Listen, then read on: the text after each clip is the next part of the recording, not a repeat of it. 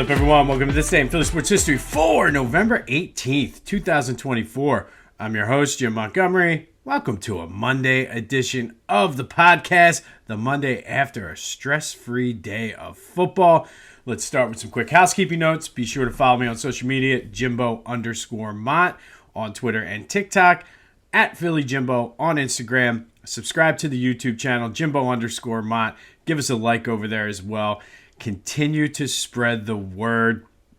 We are growing this thing. Let's continue to grow it. It's a little bit of a grassroots movement, but I like where this is headed. Big things on the horizon, so continue to spread the word. Anything you need Philadelphia Sports Hall of Fame related is in the description. There's a link to this year's induction ceremony. The Heritage Collection, which is our online archives, is also up, so go give that a check out. Working on some ideas moving forward for that, so be sure to check out the links in the description for that. And what a weekend for the gift and food drive. We have already exceeded our donations from last year. We still have 2 weeks to go, so continue to make the contributions there. Everything you need is in the description. I have a GoFundMe set up. Remember, we're doing a two-prong approach. We're starting with a fundraiser to buy gift cards for families in need, and then December 1st, we'll start the reverse advent calendar. All of the proceeds benefit the Maddie and Dixon Community Cupboard. So any little bit you have helps, even if it's $5. Go ahead and make a donation. And remember, if you do make a donation directly to the Maddie and Dixon Community Cupboard, let them know that it is from us at this day in Philly sports history. But I thank you for making the first weekend a huge success. Let's continue to raise some money for our friends and neighbors in need. All the information you need is in the description. All right, let's start with a recap of yesterday's question of the day. I asked you, what were you going to be watching? Were you going to watch full games or the NFL Red Zone? And it was split 50-50. And for me, I have a couple fantasy teams. I think I've talked about that. I have a family one, which my team is terrible in. I have one that we play in, and it's no money. All you do is not come in last place and have to wear the dress when we go golfing every August before the draft. So those two, I kind of just like, whatever. I'm not in last place in the one, so I'm fine. And I have the two big money leagues. The one league, just injuries have killed me. So I am 5-5 in the other. So I usually would watch the Red Zone. However, I was doing the leaves, and I was listening to the Steelers Ravens game, and I was able to catch the end of it. What a game that was. Just hard-hitting, good rivalry game. And then that led right into the Bills-Chiefs, which was another good game. So I actually, for the first time in years, watched full Sunday afternoon games that were not the Eagles. So it was enjoyable. But thank you, as always, for participating in the question of the day. Hopefully you enjoyed the weekend of football. All right, looking ahead now. Eagles play Sunday night in L.A. The Rams did win, which means they're kind of hot. They've won 4 of 5, I believe. And it is better for the Eagles that they're coming in not on a 2-game losing streak. So the win yesterday broke that up. But the Eagles have opened as 2.5-point favorites. And this is going to be a tough game. Kind of just starting to look ahead and preview it and get the ideas and everything down for the 3 keys. This is going to be the biggest test, I think, for the Eagles' defense. I mean, they have 2 great receivers, Puka Nacua and Cooper Kupp. And I say that 5 times real fast. But I think it's going to be the first real big test for the secondary. And they're all going to have to step up and play well.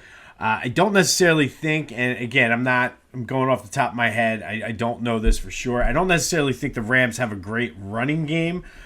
So I guess there's an opportunity to expose them there. But Matthew Stafford is the kind of guy who gets the ball out fast. So it's going to be a tough test for this game. Looking forward to it, though. Finally, we have some decent games, and hopefully that whole narrative of, but who have they played, can go away. Standings wise, the Rams are right there battling for the NFC West. It feels like every team out there has a legitimate shot to possibly win that division. From the NFC standpoint, though, the Eagles are 2 games up on the Cardinals right now for the 3 seed, and still 1 game back of Detroit, who absolutely throttled Jacksonville. And the calls for Dougie P to be fired, I'm sure, are going to be loud today. I'm not sure he survives the week, to be honest, or maybe even the day. But that's what we're looking at heading into Sunday Night Football. I'm excited for this game. The Eagles usually have had success out in LA. I'm sure there's going to be a large contingent of Eagles fans out there, making it a semi-home game as well. But good test coming up for this team. If they can win this game, I think they're going to be set up in a very, very good position with the Steelers and Ravens coming up in the next four-game pod. But Eagles-Rams, Sunday Night Football, going to be a huge test. We'll continue to cover that game as we go through the week. The Sixers are in Miami tonight. Looks like Joe and Paul George are going to play. I know they asked Nick Nurse about Joe's minutes restriction, and he gave a very non-committal answer, but it did seem like they're going to kind of up that a little bit since they had a couple days since the last game. Hopefully more minutes equals more consistency from Joe, and I think that's the key. I talked about it yesterday where I don't know if he's having trouble getting in shape. If you're going to restrict his minutes, how's he going to get in shape? So we'll see how that goes tonight. Tough test in Miami. Some good news, though. Tyrese Maxey has started practicing. I think he was supposed to test out the hamstring again today. So I am going down next week, the night before Thanksgiving, to the Sixers game. So hopefully we get to see Joe and Tyrese and Paul George and not the Jarrett McCain show with the other guys. But speaking of McCain, I know it's super, super early, but it does look, a lot of people have been talking about this over the past couple days, that the Sixers got a steal with them, and then you have him and Maxey in the backcourt. That's kind of where you see the direction. And again, it's 11 games into his career. So, I mean, we've seen stretches of guys that have played well and not really done much. If you remember Jeremy Lin, the whole Linsanity movement, that kind of was just a flash in the pan. So hopefully this is not a flash in the pan, but a sign of things to come. And there's your backcourt of the future once Joe officially hangs it up, and then you can build some young pieces around it. So as bad as it is right now, and again, this is me probably getting sucked into the vortex again, the future is bright for the Sixers. Flyers also, and I'm laughing because I know I say it and I want to believe it. I don't know. I know how, I've seen this story and I know how it's going to end up, and it's like I get sucked in and I don't care. Maybe it's just me. I don't know. But the Flyers are in action tonight against Colorado down at the Wells Fargo Center. Both of these teams are kind of in similar positions in their respective conferences. This is going to be a good test of the Avalanche, our veteran team. Flyers look to stay hot, and I just want to see them play with some energy, and that's the key with a young team in the middle of a rebuild right now. We have some Temple football news. One day after winning a game, they let go Stan Drayton as head coach. I don't know if this was, I think I'm on a lot of Temple message boards and Facebook groups and things like that. And I think the spin was everybody's like, oh, this is great. It gives them added time to start their search for a head coach and blah, blah, blah, blah, blah. Stan Drayton made a comment a couple weeks ago about the lack of NIL funding and how difficult it is. I'm paraphrasing here. How difficult it is to compete when the guys that they're playing against are bigger, stronger, faster, because the other schools, I think he was after the Tulane loss, are able to pay guys to come in. And it's been no secret that Temple does not have a strong NIL base. It's something that I guess they're working on. So I question whether it was a combination of what the play on the field was, or new president now, if there was some backlash for his comments. Either way, Temple was without a coach, And I don't know what the program's at a crossroads right now. Do they continue with football? I think it's a legitimate question that we have to have at least at a Division I level. I don't know because historically it's not been a good program. Historically, they lose money. So I don't know if that's the answer. I do enjoy it, but the way something's got to give here with the landscape of college sports. But let's say they do keep the program. I think there's two different ways I think they can go. You can continue to get the young coaches who are out to make a name for themselves that likely after a couple years are going to go on to greener pastures.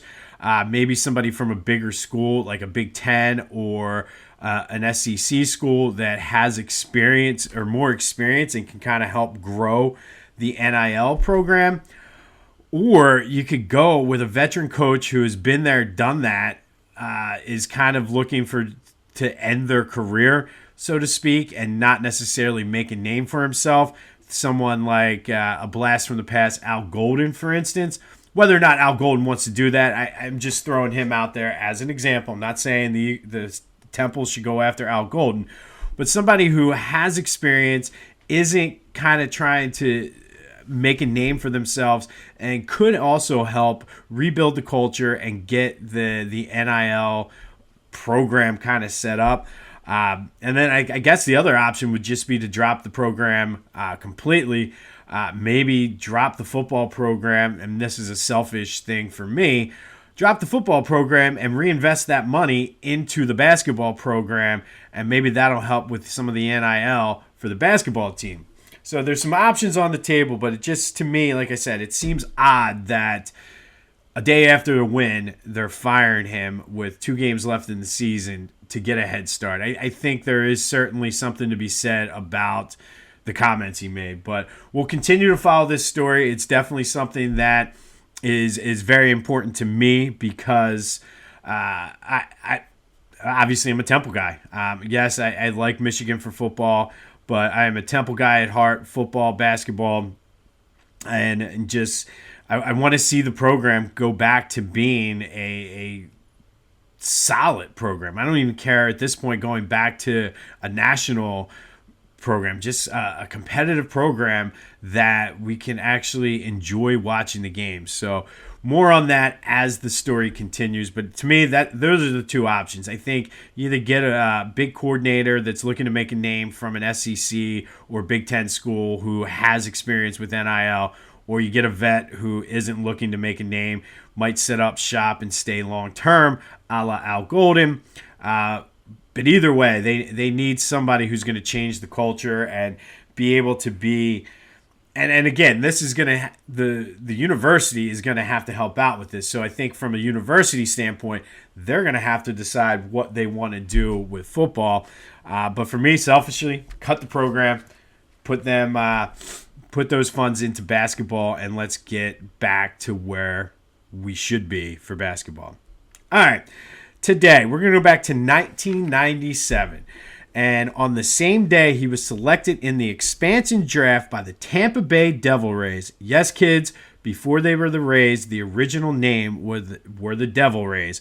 The Devil Rays traded a prospect they selected from Houston to the Phillies for shortstop Kevin Stocker.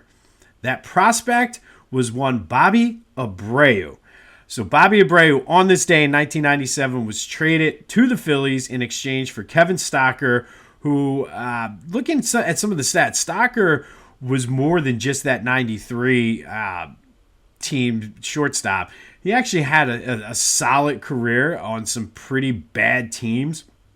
But this is all about Bobby Abreu. You can call this the Bobby Abreu Appreciation Post.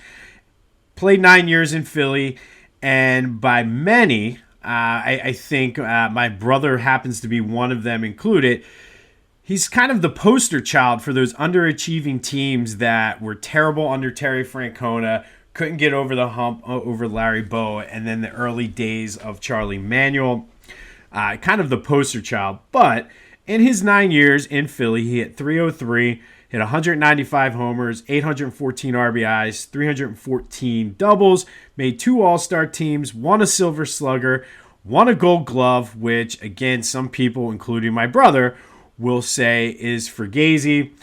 They gave it to him. They said he was one of the laziest players. I don't know. I'll get more into that in a minute. He is in the Phillies Wall of Fame. He won the Home Run Derby in 2005. Then Bobby was traded in 2006, and then the Phillies went kind of on a run at the end of the 2006 season.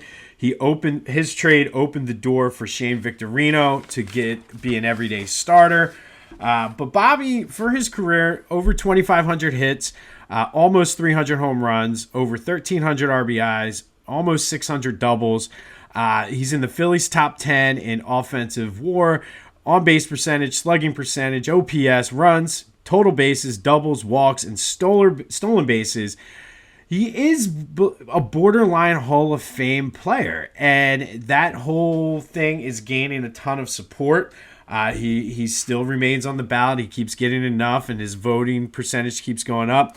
He was a super consistent player, and my take on this is Bobby Abreu is sort of penalized for the Phillies front office lack of building a winning team. It's why Scott Rowland wanted to leave.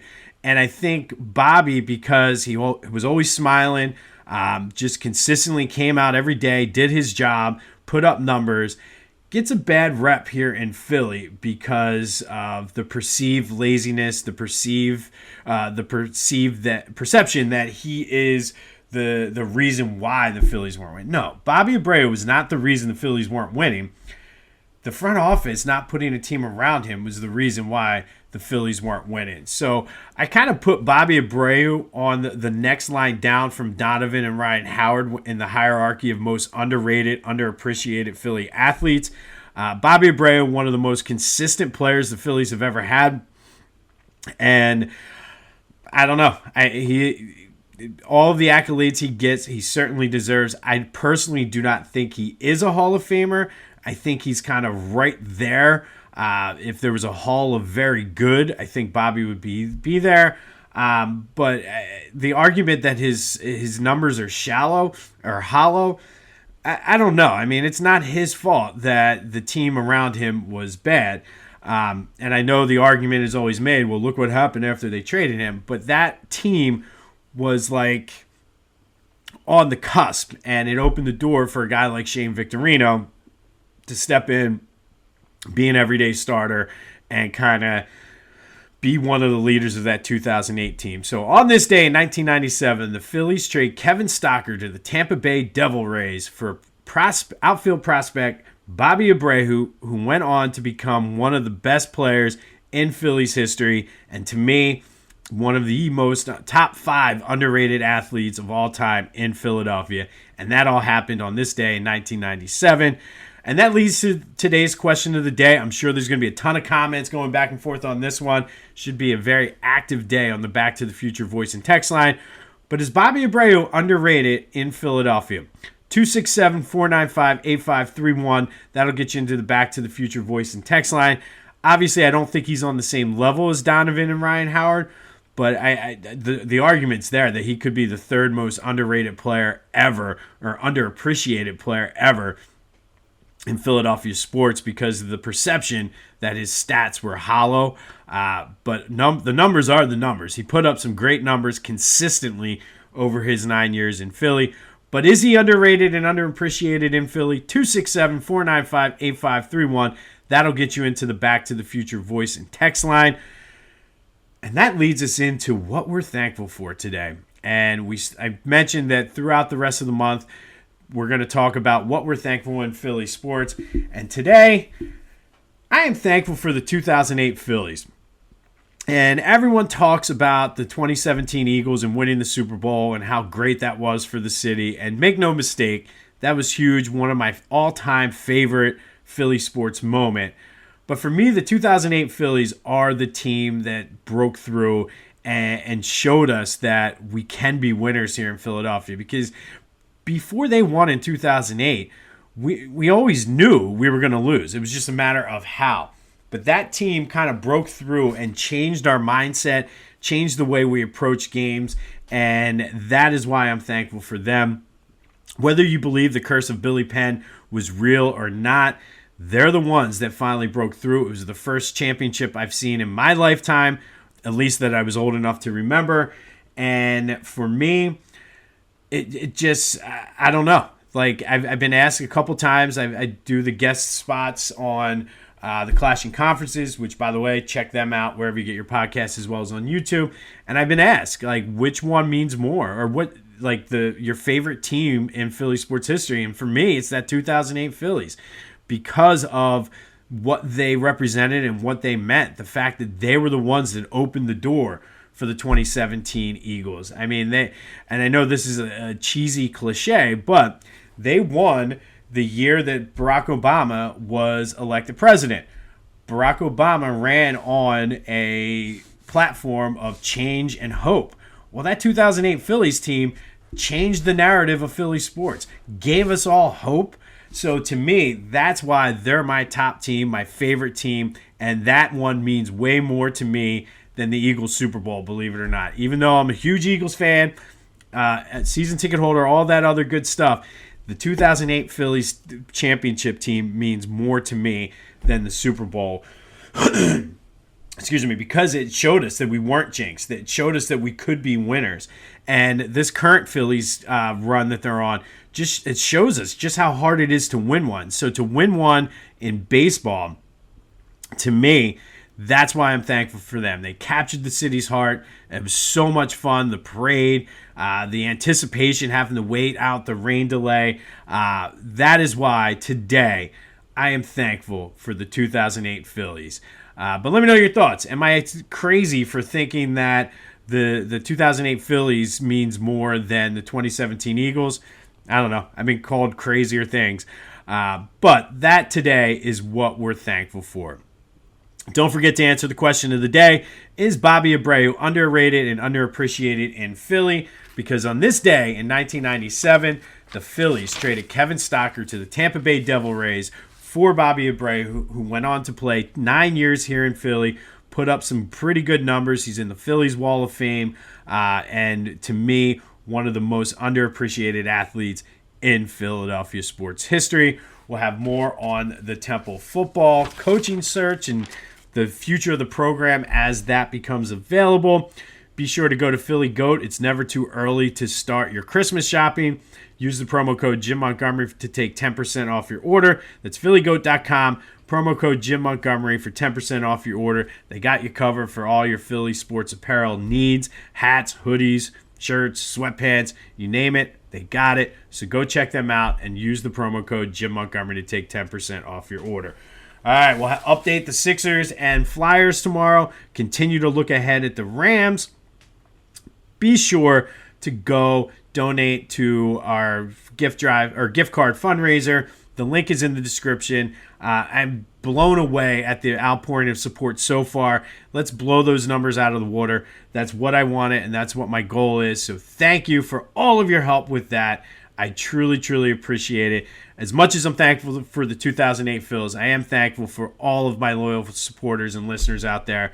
You guys are the best. This has been This Day in Philly Sports History for November 18th, 2024. My name is Jim Montgomery. Go have yourselves a Monday, and until next time, I'll see you when I see you.